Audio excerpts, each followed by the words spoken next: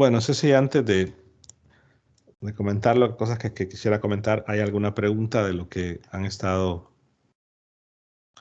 eh, viendo o leyendo del libro. Si bien es cierto, el, el principal cambio que se puede dar a con lo que básicamente han estado trabajando es el sentido de que existen diferentes tipos de corriente, en el sentido que, que tradicionalmente, o más bien de corriente, no, existen diferentes tipos de movimientos de carga o de desplazamiento de carga, y que básicamente lo que han manejado en los cursos de introducción o en los cursos de circuitos han sido corrientes filamentales. Vimos que podría haber una corriente superficial o una corriente volumétrica, y cuando decimos corriente superficial o corriente volumétrica nos referimos a dónde está distribuida la carga que se está moviendo. Pero no sé si hay primero alguna consulta.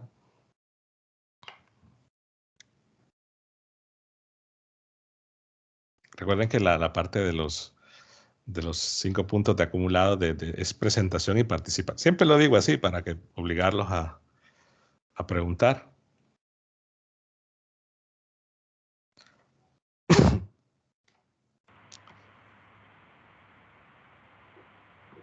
Por el momento no, y Yo sí tengo una pregunta, algo sencilla, la verdad. Dígame. Solo quería preguntar porque creo que me confundió un poco la parte en la que habla de conductores en las que hay carga en movimiento. Porque yo entiendo, ¿verdad? Que, por ejemplo, tenemos un conductor y tiene un campo eléctrico, digamos, externo, y una vez llega el balance, se trata como lo tratamos en electrostática, ¿verdad? Entonces, solo quería confirmar que, por ejemplo, cuando hablamos de los conductores, cuando hay carga en movimiento, hablaríamos no solo de circuitos, sino también, por ejemplo, por así decirlo, conductores que son bastante grandes o que se toman, que consideran como que fueran demasiado grandes y solo les hace... Sí, sí, ok. Recordemos que en el caso de electrostática, lo que tenemos es un conductor que está delimitado a cierta región del espacio. Entonces, claro, la carga, pues si se va a mover, va a llegar a un punto a que deja de hacerlo porque ya pega en la superficie, o sea, se ve limitada por el borde. Entonces, claro, tarda un tiempo, se le llama el tiempo de relajación, un tiempo en que la carga se deja de mover, pero ahí la limitante es en el borde. Entonces, lo que sucede aquí para que la carga esté completamente en constante movimiento y no vaya a suceder eso, es que tenemos quizás no conductores grandes o extensos, quizás sí, pero lo importante es que tengamos entonces trayectorias cerradas donde la carga se esté moviendo y no vaya a darse una situación electrostática.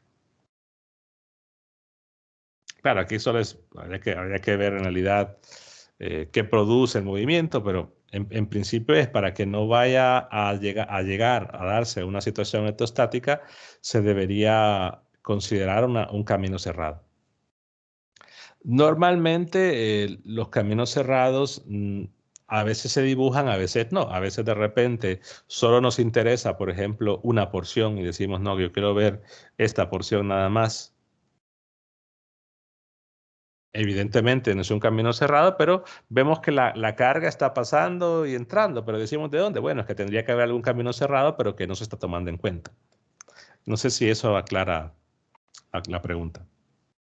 Sí, sí, sí, sí. Aunque también, por ejemplo, una razón por la que en este camino cerrado hubiera carga todavía en movimiento sería, por ejemplo, una batería, ¿no? Sí, sí.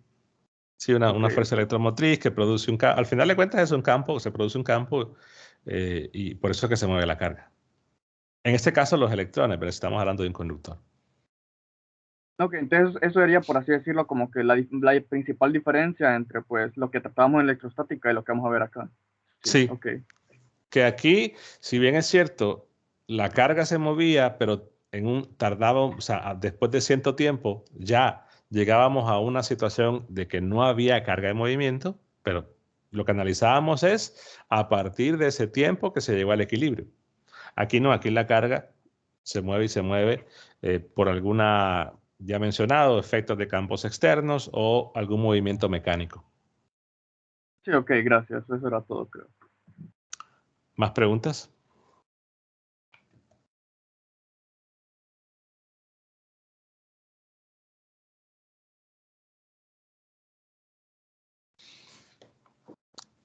Hay algunos puntos importantes en esta primera unidad que se requieren de 321 que vale la pena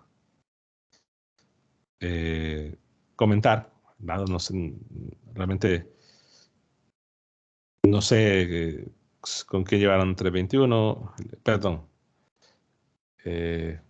Bueno, sí, de repente aquí una vez hay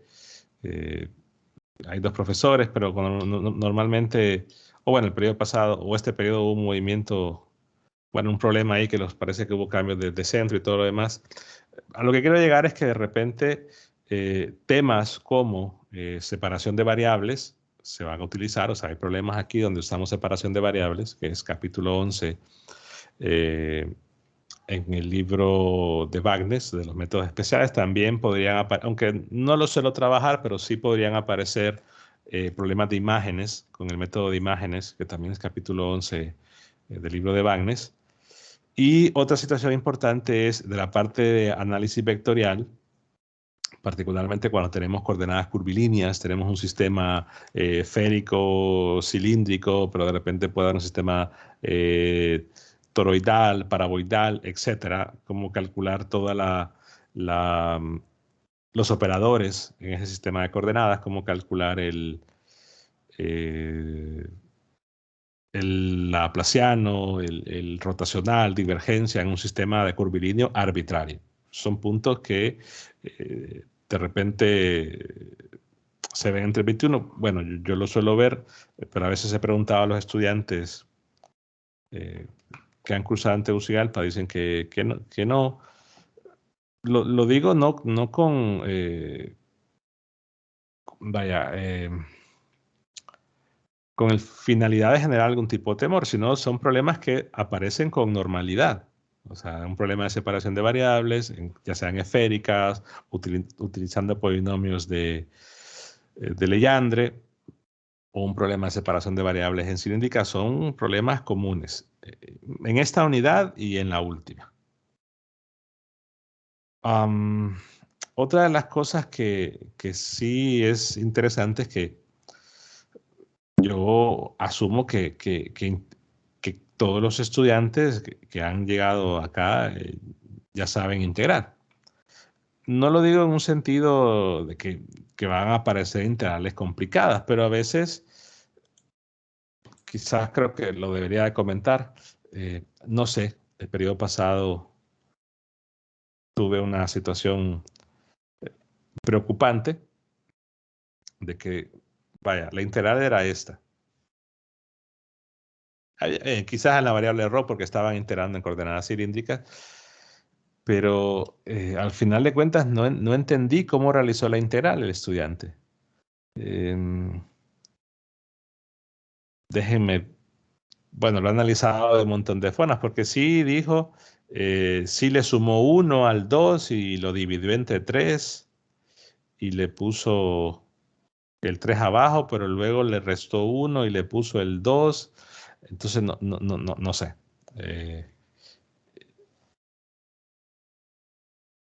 Yo todavía quedo, digo, bueno, está bien. Un error que normalmente pasa es que en vez de derivar, integran o viceversa, ¿no? Dependiendo de lo que les estén pidiendo. Pero sí hay que tener cuidado con eso, ¿no? Verificar los cálculos o no confiarse, por más simple que se vea la integral, porque eso pasó. Y si pasa a estas alturas es que algo hay ahí. Son de las cosas que tengo que resaltar, ¿no? En base a la primera parte. Otra situación importante es que tienen una guía, creo que lo comenté en la clase pasada. No es una guía para entregar, no es una guía que forme parte de acumulados, pero que el periodo pasado y el antepasado coloqué esa guía el primer examen. De ahí tomé problemas. Nadie me los preguntó. Bueno, casi nadie me los preguntó. Asumo que casi nadie los hizo. Pero al menos estaban ahí, al menos los problemas los tenían. O sea, yo se los di, y el que lo quiso hacer lo hizo y el que no, no. Pero al final de ahí coloqué el examen. Entonces, en esa guía he agregado algunas cosas, he corregido algunos errores que habían y he agregado más problemas respecto al periodo anterior. Por ejemplo, pongo en contexto el siguiente. De repente ahorita están viendo la parte en los primeros videos, la parte de definir qué es una corriente como un flujo. Luego van a ver relaciones en conductores, y una relación importante en conductores es la ley de Ohm, tanto la versión microscópica como la versión macroscópica. Pero esa situación de plantear la ley de Ohm nos lleva a hablar de resistencia. Entonces, por ejemplo, en este ejercicio, que es de los nuevos, creo que es el 1 o 3 nuevos que agregué. En este se requiere que se resuelva la ecuación de Laplace en un sistema de coordenadas lo más adecuado posible. Entonces, hay dos opciones: utilizar las coordenadas cilíndricas, pero cuando se vaya a plantear la integral o en algún momento hay que integrar para calcular algo. Entonces, cuando se va a integrar, uno tiene que ver, la integral me va a quedar más complicada si utilizo las coordenadas cilíndricas o tengo que usar un sistema mezclado, ¿no? de coordenadas. En este caso se suelen llamar toroidales cilíndricas, porque las toroidales son las que aparecen o llevan unos cosenos hiperbólicos, pero las toroidales cilíndricas son aquellas que mantienen el ángulo phi. Entonces, a eso es a lo que me refiero. Entonces se van a requerir herramientas, es decir, resolver la ecuación de Laplace, y ese laplaciano lleva unos factores de escala que son H1, H2, H3. Entonces se requiere hacer esos cálculos o recordar toda esa información. Y es una de las cosas que normalmente daba más problemas cuando estábamos en la parte presencial. En virtual es casi la misma situación, pero realmente cuando estaban en presencial es algo que lo olvidan, y esta es una situación importante. Además, el mismo ejercicio está planteado más adelante, solo con quizás en una geometría un poco diferente o con un procedimiento diferente, pero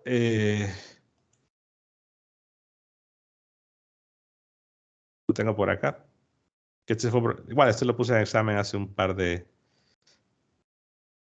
años, pero pide casi lo mismo, ¿no? Calcular la resistencia de ese toroide. Pues son dos formas diferentes de hacerla. En la primera que tengo al lado izquierdo requiere recordar un poquito de las coordenadas curvilíneas, la segunda no. Solo que en la segunda la integral sí es extremadamente compleja, a tal grado que tuve que dárselas en el examen, porque los software inclusive... pero así el recorte como está, fue lo que coloqué en el examen esa vez. Entonces, esa guía, que son problemas, digamos, diferentes a los de Wagner, porque Wagner, yo creo que ya están demasiado gastados. Es decir,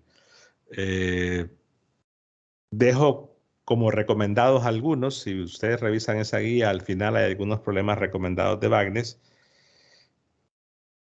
Recomendación para practicar, pero en realidad el tipo de ejercicio que normalmente he colocado en evaluaciones son los que tienen esa guía. Yo creo que ya ahora, no estoy diciendo que voy a colocarlo de ahí, pero al menos todos los problemas que han aparecido, o la mayoría de problemas que han aparecido en esa guía, los he colocado en examen.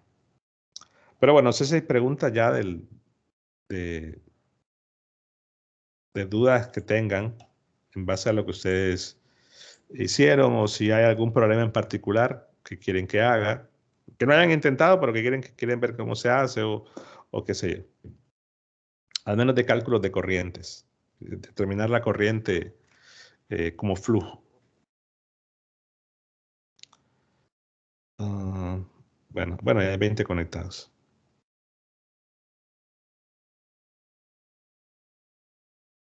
Vean que esta vez voy anotando los que van participando.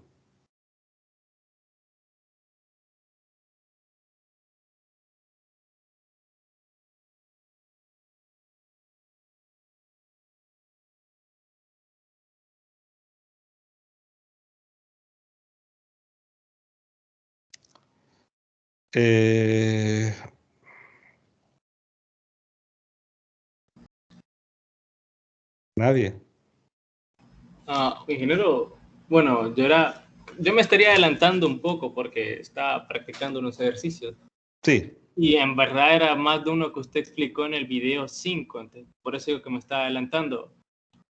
Pero en ese ejercicio creo que es el 12.1 del Bagnes, que nos dan una densidad J, y al final nos pide que evaluemos el flujo sobre un cuarto de círculo que está en el eje ZY, en el plano ZY. Y ahí lo que usted hace es como hacer como un cambio de las coordenadas cilíndricas que les da vuelta. No sé si lo recuerda. Espérame. ¿El de Wagner es el 12.1? Sí.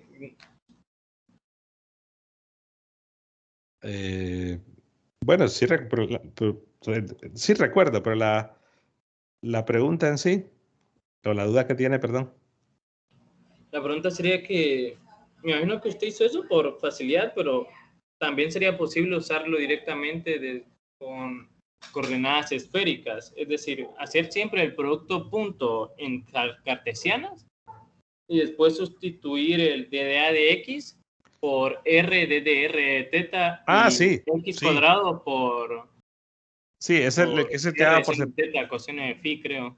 Sí, es el que haga por separación de variables. Sí, ustedes el producto pueden, es decir, si ya tienen los vectores en un sistema de coordenadas, la pueden hacer en el sistema de coordenadas, hacer el producto punto y después cambiar, o cambiar a un sistema de coordenadas diferente y luego hacer el producto punto. Ahí es como ustedes quieran. En este quizás, no sé, en realidad el ejercicio no pide un sistema en particular. Claro, si uno se va a la respuesta del libro, creo que la deja en esférica, si no me equivoco. Pero el problema en realidad no le pide dejarlo en un sistema de coordenadas en particular. En realidad, déjeme ver. No, ahí creo que le queda constante ahí. Sí, constante. Sí, da 0, pero yo decía porque no sabía si era correcto hacer el cambio justo ahí. No, Porque si van a hacer cualquier operación vectorial y tienen un vectores en un sistema, lo que pueden hacer es primero hacer la operación vectorial en ese sistema y después convertir a otro sistema su respuesta, o primero cambiar lo que van a operar a un sistema y después hacer la operación. El resultado tiene que ser igual. Que vaya a ser más simple o más trabajoso en un sistema que en otro, dependerá del ejercicio. Pero de que pues, se pueden hacer las dos opciones, se pueden hacer.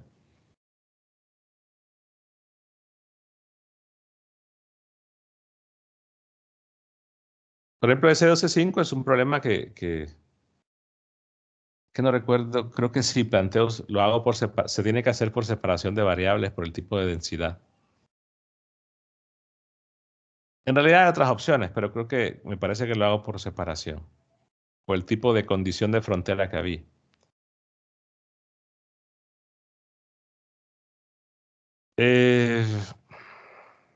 No sé. Por digo que algún tipo de ejercicio en particular. Es que si no han visto los videos va a ser bien complicado que puedan preguntar. Ya tendrían que haber visto los primeros dos. Entonces no sé si quieren que haga un problema de los más simples para empezar o de los que no está hecho por ahí. Ustedes dirán.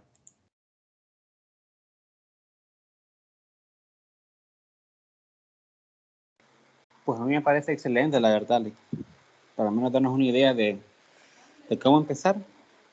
Y bueno, ejercicio inicial, pues no estaría mal, la verdad. Sí, es que hay problemas iniciales, lo que pasa es que no han llegado a ellos, pero vamos a ver. Voy a tomar este de la guía, que ha aparecido, creo que lo he colocado en pruebas.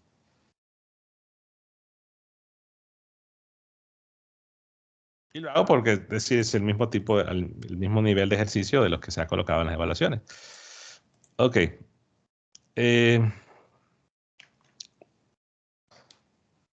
Vamos a ver. Dice que hay una hoja de corriente plana e infinita. Coincide con el plano XY y la densidad de corriente. Y vean que habla de una densidad de corriente superficial. O sea que lo que tenemos es un plano.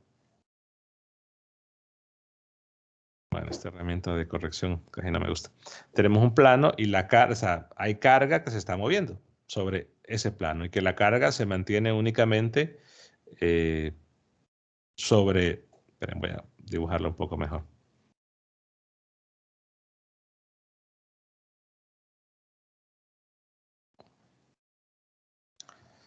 Ok.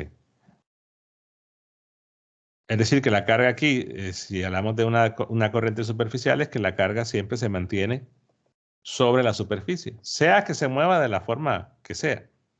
Particularmente ya nos dan el vector de densidad K y vean que es K sub 0, R cuadrado en R. La situación es que estamos en el plano XY. La densidad podría darse en cualquier sistema de coordenadas, pero evidentemente va a tener sentido dónde y cómo se está moviendo la carga. Entonces, en este caso, perdón, la carga se está moviendo en el plano XY. O sea que esta densidad tendríamos que darle sentido únicamente al plano XY.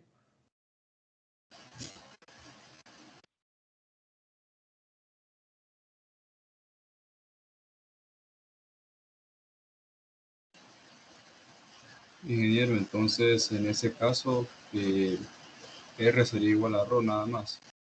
Sí, pueden hacer los cambios respectivos, ¿no? Si quieren dejarlo en cilíndricas o quieren dejarlo en cartesianas, todo dependerá de la curva, en este caso que les pidan calcular el flujo. Porque, por ejemplo, ustedes dicen, si lo quieren dejar, por ejemplo, en cartesianas, entonces en el plano, recuerden que el R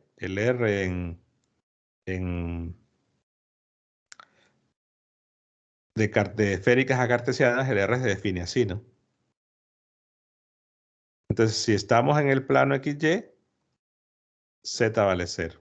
Entonces, el R se reduce a ρ, o R sería ρ. Esa es una forma de verlo.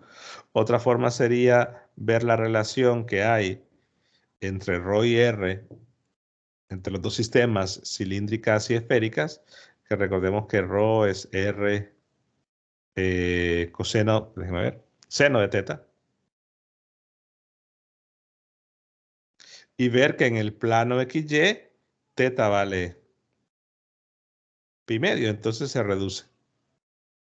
De dos formas, como lo quieran ver.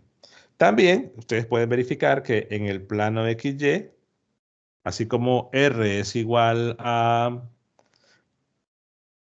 ρ, el R unitario también es ρ unitario. Bueno, esto lo pueden ver, mejor lo voy a escribir. Recordemos que el R unitario es seno de teta, coseno de phi en X, luego más seno de teta, seno de phi en Y, más coseno de teta en Z. Y como ya dijimos, ¿no? Que en el plano XY teta vale pi medios, entonces vean que se reduce a esto va a ser 1, esto va a ser 1 y esto va a ser 0. Entonces, al final lo que les queda es R igual a coseno de phi en X más seno de phi en Y, y eso evidentemente es ρ unitario, solamente para ver la reducción.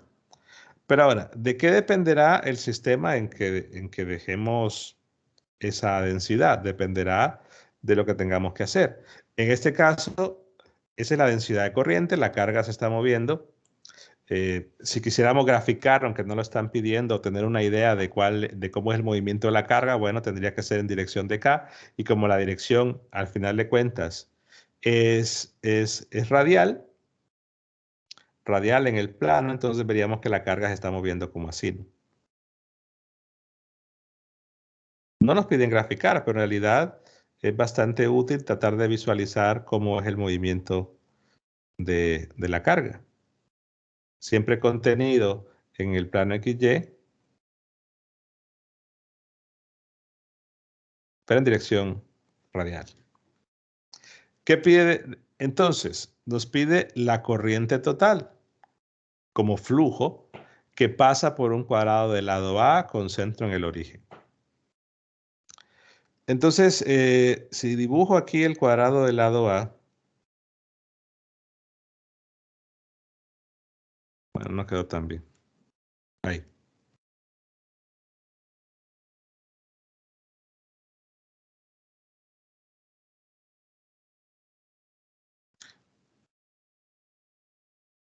Observo lo siguiente, digamos que veo el plano, voy a ver solamente el plano XY.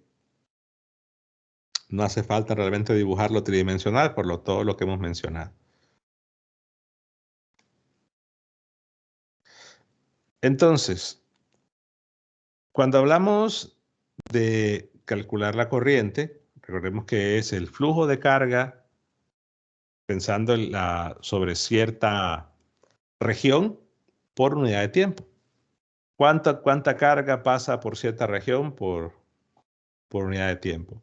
Y que ese flujo podría ser una carga, podría ser una corriente filamental, que es lo que tradicionalmente estudian o como se trabaja en 200, en circuitos e introducción. Podría ser que la carga se esté moviendo en una superficie.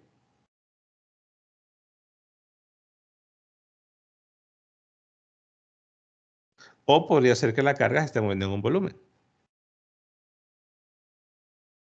Claro que en el sentido microscópico, al final de cuentas, el caso del volumen es como ver de manera más formal el caso filamental. Porque tenemos entonces un conjunto de cargas moviéndose en todo ese volumen, o distribuidas en ese volumen moviéndose. Entonces, cuando voy a ver cuánta carga atraviesa cierta región en una filamental, lo único que tengo es ver cuánta carga pasa por ese punto. Y por eso es que ahí no lo vemos como flujo, sino solo decimos hay una corriente I y aquí hay una corriente I, y por ese punto y por cualquier punto que marque el flujo sería I, o la corriente sí. En el caso volumétrico, lo que vemos entonces es cuánta carga atraviesa cierta área. La situación es que cuando nos piden un flujo, y esto recuerden en el 321, cuando nos piden un flujo, nos dan la superficie o región del espacio donde debemos sacar el flujo. El flujo de repente, por ejemplo, en una volumétrica les pueden decir es un círculo que coincide con la sección transversal, o es un triángulo que está inclinado con respecto a la sección transversal. Es decir, la superficie para la cual deban calcular el flujo se los van a decir cuál es. Y no tiene que ser una distribución o tiene que ser un circuito, sino simplemente es una región imaginaria con el único propósito de que se mida cuánta carga está atravesando por ella. Entonces aquí es el flujo, en el caso volumétrico es el flujo tradicional, ¿no? Que decimos aquí la corriente es la integral del J.dA. En el flujo tradicional, porque estamos viendo el flujo sobre una superficie. Pero el que genera un poquito más de complicación, al menos en 4.15, es cuando tenemos un una densidad de corriente superficial, porque lo que tenemos que ver es cuánta carga está atravesando, pasando una curva. Aquí es cuánta carga pasa por ese punto, cuánta carga pasa por esa curva y cuánta carga pasa por un área. Digamos que son las tres definiciones generales. Entonces, en el caso de la carga que va a pasar por esa curva, nosotros definimos como la integral. Claro, tiene que ser una integral de línea a lo largo de esa curva que le van a decir cuál es. Nuevamente, podría ser cuál curva. El problema va a decir en qué curva tenemos que ver cuánta carga pasa por unidad de tiempo. Y aquí la definición pues suele ser un tanto ambigua, digamos, por cómo se define ese vector. Se le suele llamar vector T, vector normal, pero pasa lo siguiente.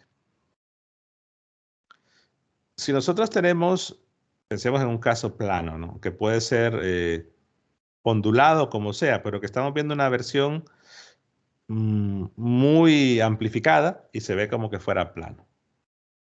Entonces, la carga se está moviendo ahí, se está moviendo en esa dirección, o sobre la curva de la manera que sea. Sobre el plano, de la forma que sea. Entonces, me dan una curva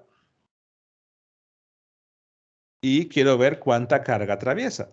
Aquí en realidad estoy marcando flechas, pero lo que sucede es que tengo pequeñas cargas que están atravesando y quiero ver cuánta carga. Entonces, por eso me sirve el vector K, que recuerden que el vector K lo que mide es una relación promedio del producto K por B. Porque lo que vemos es el producto de todas las cargas multiplicada por la velocidad de cada una de las cargas en cierta área. Eso está explicado en el segundo video. Pero entonces, ese vector n, ¿por qué le llamamos normal? Bueno, es que, perdón, aquí DDR. Y eso es lo que genera un poquito la ambigüedad. El DDR tiene que ser exclusivamente de la línea, de la curva que me están pidiendo calcular el flujo o cuánta carga pasa por ahí. Entonces, el DDR por definición, eso lo saben en el 321, que es tangente a la curva. Aquí es la magnitud, no es el vector. Y que el DDR lo que hago es simplemente, o se da para hacer la integral y medir las contribuciones, es decir, medir lo que va sucediendo a lo largo de toda la curva. Es decir, para cada porción voy haciendo un conteo de cuánta carga atraviesa cada porción de esa curva de longitud tal. Luego hago toda la sumatoria y tengo el resultado total. Pero es que es el mismo efecto del diferencial. Ahora, este vector n normal, uno lo tiene que ver de dos formas. Número uno, normal a la superficie, no a la curva, donde se mueve la carga.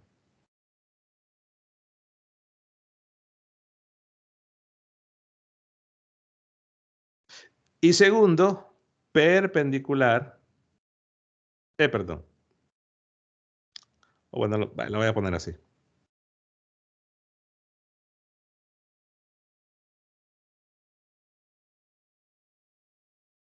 Con esas dos condiciones, yo puedo medir con este producto las contribuciones. O sea, yo puedo contar, en efecto, si lo defino así, si una carga atravesó esa curva.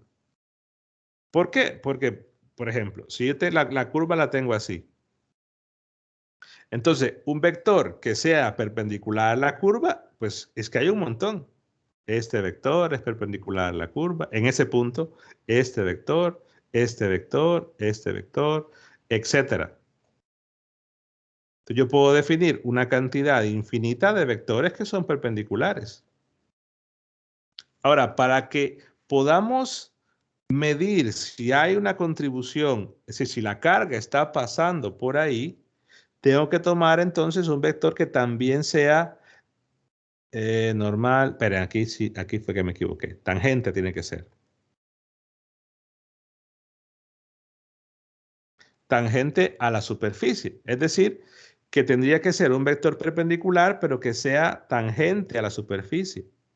¿Por qué? Porque entonces si hay un, si por ejemplo, si el vector K coincide con ese vector, entonces estamos diciendo que, que hay carga que atraviesa la curva en ese punto. Entonces, aquí tengo que hacer la corrección. ¿Por qué lo comento? Porque de repente en muchos libros aparece a veces la N y la T. Pero cuando decimos tangente, nos referimos que sea tangente a la superficie donde se mueve la curva. ¿Por qué? Porque, repito, vectores perpendiculares hay un montón. Todos los que tengo marcados aquí. Necesitamos uno en particular, sería este, porque como la carga se mueve en esa dirección, entonces voy a poder hacer un conteo si está atravesando carga o no. Imaginémonos que yo tomo, que tenemos de repente la superficie donde se mueve la carga, que tengo la curva, y que yo tomo un vector, Sn, lo tomo así. Ese vector es perpendicular a la curva, sí. Pero ¿qué sucede? Como la carga o el vector K tiene esta dirección, bueno, la dirección que sea, evidentemente, si yo hago un producto punto entre este N y este K, siempre va a ser cero. O sea que ese N no me sirve para medir la contribución o de medir si la carga está pasando. Entonces, ¿cuál tendría que ser el N? Tampoco me sirve este. Lo voy a buscar en otro color. Tampoco me sirve este. Que sigue siendo un vector que es perpendicular a la curva, pero que en este caso no puedo medir toda la contribución de ese vector nk, perdón, del vector k al atravesar ahí, es decir, hacer un conteo. Entonces, la opción que tendría que ser es buscar ese vector que sea tangente o que esté, digamos, en el mismo pequeño plano que tengo dibujado ahí, pero que además sea perpendicular. Entonces, es por eso que se puede generar una confusión. Wagner le pone T, otros libros le ponen N, pero el significado es ese. Perpendicular a la curva y tangente a la superficie donde se mueve la carga. Entonces, ¿cuál sería en este ejercicio?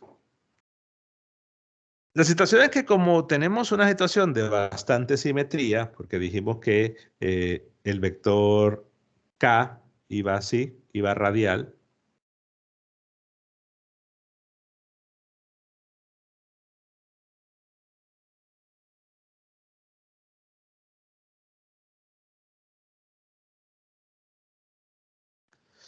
y es evidente que por la forma que se tiene, la carga siempre sale de la curva, ¿no? Que en este caso la curva es cerrada, pero no hay ningún tipo de problema si la curva es abierta o la curva es cerrada. Imaginemos que voy a calcular cuánta carga atraviesa esta porción. Después hago las otras, en todo caso hay que hacer las 4. Entonces, ¿cuál tendría que ser el diferencial de línea ahí? Bueno, es que el diferencial de línea es para medir la contribución, entonces el DDR, eso tiene que ser DDX. Es decir, yo voy a hacer una integral en esa curva donde la y es constante, pues el diferencial de línea tiene que ser DDX. O sea, voy a integrar con respecto de X, no puedo integrar con respecto de Y, porque Y es constante. ¿Cuál tendría que ser entonces un vector? El vector n que le llamo un vector que es tangente al plano o a la superficie donde se mueve la corriente y que es perpendicular. Pues hay dos opciones. Una que sea este, que en todo caso sería Y, y la otra que sea negativo. Perdón, creo que alguien preguntó. Sí. Claro, tiene que ser un vector. Creo que lo puse aquí y no lo comenté. Vean que estoy colocando el circunflejo, entonces tiene que ser unitario. Entonces, ¿qué sucede? Bueno, en este caso, por ejemplo, si yo tomo el positivo o el negativo, es una cuestión de decir, la carga está saliendo o está entrando. Entonces, si yo tomo el positivo, lo que estoy viendo es que la dirección del normal coincide con la dirección del sentido de K hacia afuera. Entonces, yo digo que la carga está saliendo. Si ahora cambio el N, lo que diría es que la carga estaría entrando. Pero es una cuestión que solo va a cambiar un signo. Pero me quedo con eso. Entonces, si llamo a este un camino 1, o mejor lo voy a poner así, línea 1 o porción 1, entonces puedo separar, ¿no? Que en el caso de, voy a ver cuánta carga atraviesa cada una de las 4 porciones y tendría entonces 4 corrientes, como un flujo de carga en cada una de las porciones, luego se suman, dado que la corriente, como un flujo, es un escalar. Entonces, integro. ¿Qué es la integral? Es el vector K punto el normal unitario. Lo del valor absoluto es justamente para eso, ¿no? Porque acabo de decir, el normal puede ser Y o menos Y, y la situación es que veríamos como que la carga está saliendo o la carga está entrando. En todo caso, Wagner comenta que es para eso, para garantizar que se mida una carga como saliendo o que el resultado de esto sea positivo, pero es algo que en realidad se puede desaparecer y el signo se va a interpretar de esta forma, a ver si es carga que está pasando, entrando o carga que está saliendo. Y el diferencial de R. Entonces, el K, que vimos que se puede reducir a KR, perdón, K, R a la ¿cuánto era? R al cuadrado, K sub 0. Entonces la R se convierte en ρ y ρ unitario, punto, el vector normal que sería Y, e integro de dx. Y aquí decidimos, como no he colocado los límites, pero como el diferencial de línea por la geometría de la porción, que es una recta, indica que lo mejor es integrar con respecto de x. Ahora, no quiere decir que no se pueda integrar una variable phi, ¿no? Porque recordemos que la variable, el ángulo phi, si yo marco un punto, tenemos el ángulo phi. También se podría integrar un ángulo phi, pero una de las cosas que hay que recordar es que justamente uno elige un sistema de coordenadas u otro porque sea más simple, pero la integral se puede hacer de varias formas. Entonces, si optamos por hacer la integral en coordenadas cartesianas,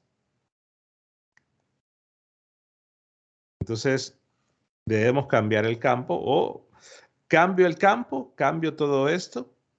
Primero, hago el producto punto o hago el producto punto y después el cambio. Yo suelo recomendar que en muchos casos es mejor hacer las operaciones así como están y después de hacer un producto punto, un rotacional, una divergencia, lo que sea, después de hacerlas, cambiarlas. Pero que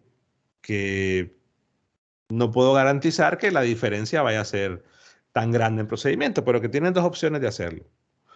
O lo hacen o lo cambian antes de hacer el producto punto o lo cambian después de hacer el producto punto. El resultado es equivalente. La ventaja sería es que si hago el producto punto primero, después voy a cambiar menos cosas. Digamos que hago el producto punto primero. Recordarán que ρ unitario punto y, recordemos que tenemos el ρ unitario por arriba, nos quedaría únicamente al hacer el producto punto, nos queda seno de phi.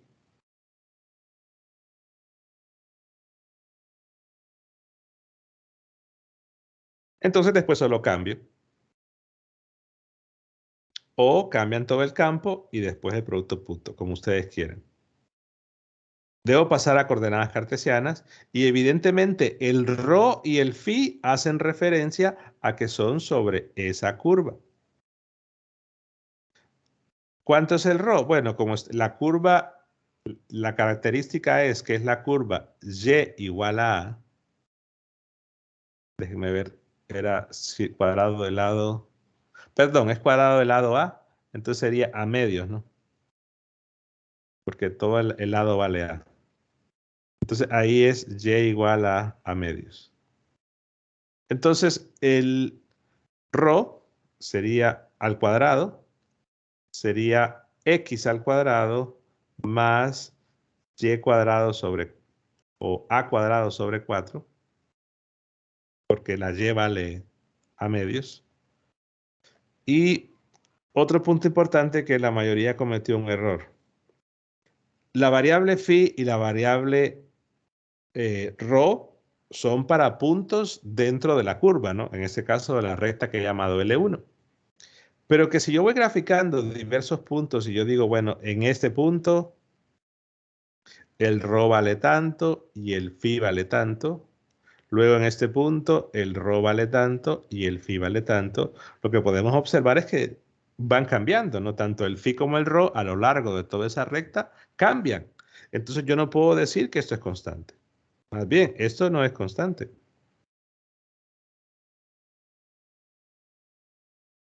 Constante podría decir si fuera una recta, por ejemplo, así en diagonal, ¿no? Que yo tengo todos los puntos y el valor en cada uno de los puntos, el valor de phi es el mismo, pero en este caso no. Quiere decir que phi también se debe cambiar.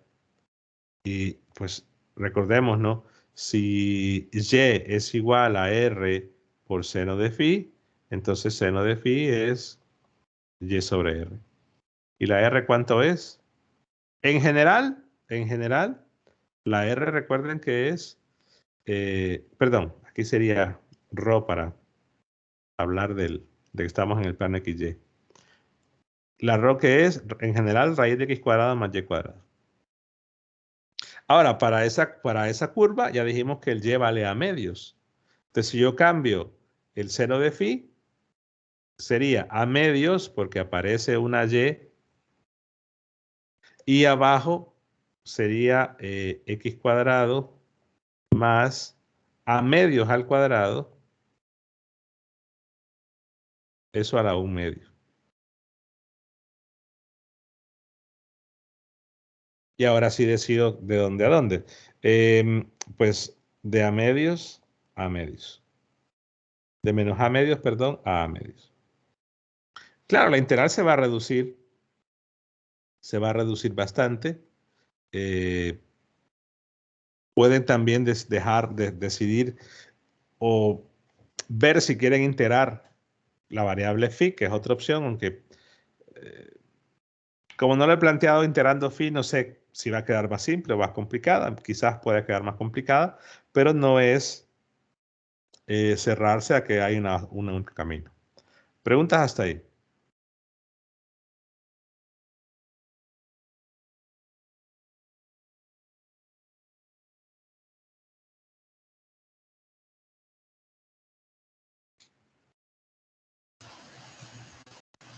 Ingeniero, y respecto a ese problema, al momento de integrar respecto a, digamos, para la corriente 3, que usaríamos un normal negativo y, no habría problema con respecto a los límites de integral.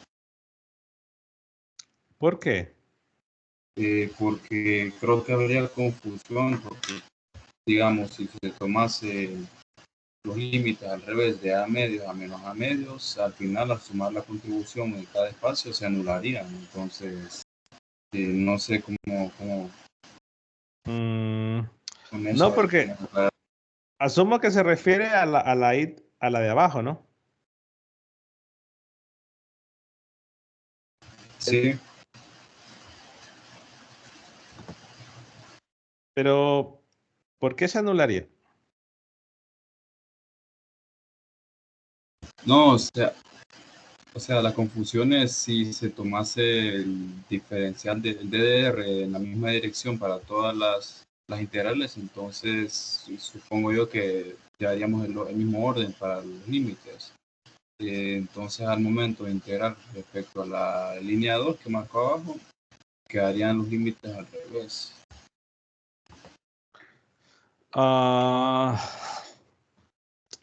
Espérame, vamos a ver. Cuando integre, bueno, es que dijo 3, yo le puse 2, perdón.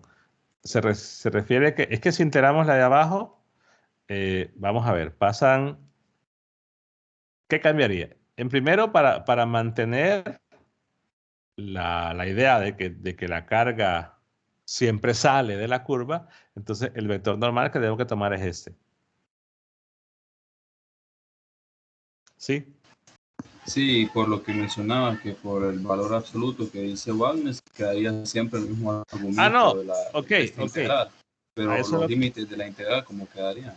A eso es lo que voy. Entonces, la interpretación de esa parte yo no la suelo hacer porque, en primer lugar, se puede dar la confusión y segundo, porque lo que estaríamos viendo, por ejemplo, yo voy a verlo en general diciendo que tengo que considerar o gráficamente que la carga sale. Toda va a salir, no en ningún lado va a entrar. Evidentemente, si yo empiezo a considerar el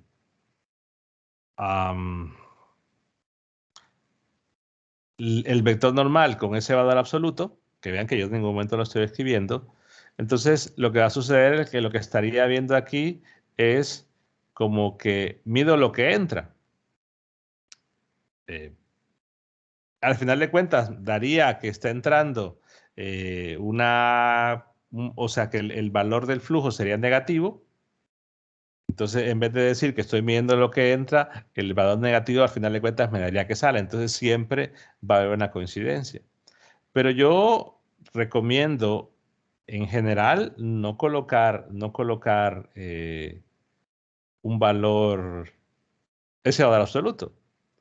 Si es una curva cerrada, tomen la convención siguiente de tomar el vector normal hacia afuera siempre. Siempre hacia afuera de la curva. O siempre hacia adentro, pero tomen la convención para que les quede igual, a fin de cuentas que estén viendo o todo lo que sale o entra o sale. Si es solo una porción, les da igual, pueden colocar el valor absoluto. Pero si es una curva cerrada, tomen la convención de ese vector normal, dibujarlo siempre hacia afuera de la curva o hacia adentro.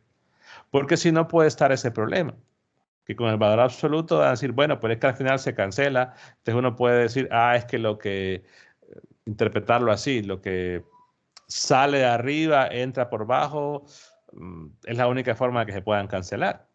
Pero es porque estamos tomando una dirección incorrecta.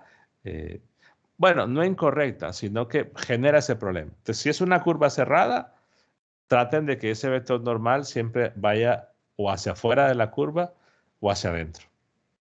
Y así no van a tener ningún problema.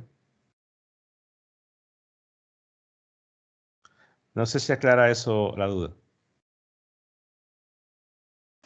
Sí, al considerar, sí, así como lo explicó, sí, queda claro. Sí, porque si lo hacen con el valor absoluto y calculan toda la corriente, les va a quedar 0, porque el de arriba se cancela con el de abajo, el de la derecha con el de la izquierda. Y en realidad se le podría dar una interpretación incorrecta por el hecho de cómo están tomando los vectores normales. Bueno, eso es lo que tendrían que hacer para esa porción. La integral, bueno, se va a simplificar. Al final de cuentas queda un radical. Pueden usar la integral por tablas, pero la integral va a ser muy parecida en cada una de las 4 porciones. Entonces, lo recomendable sería que hagan las otras 3 porciones y después los resultados se suman. Pero siempre, como es, repito, una curva cerrada, tomen los normales hacia afuera. Digamos que este es el 1, este es el 2, este es el 3 y este es el 4. Bueno, termínenlo para la siguiente clase. vean y sigan avanzando con los recursos. Recuerden que hay recursos obligatorios para poder acceder a las pruebas, que son los que están en EDPUPSEL, y hay recursos opcionales. Bueno, opcionales en el sentido que no son obligatorios no se requieren o no los requiero para que puedan hacer la prueba, pero sí que tienen información que tienen que verla.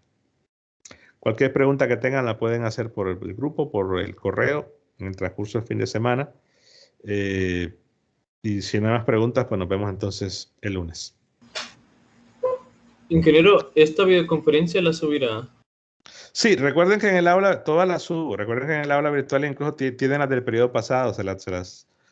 También, solo que ahí creo que está claro cómo dice videoconferencias pasadas, que son las del periodo pasado, y creo que la que está arriba dice tercer pack. Entonces tienen que ser esa. ¿Sí? Bueno, que pasen buenas noches entonces. Buenas noches. Buenas noches. Buenas noches, Gracias. ingeniero.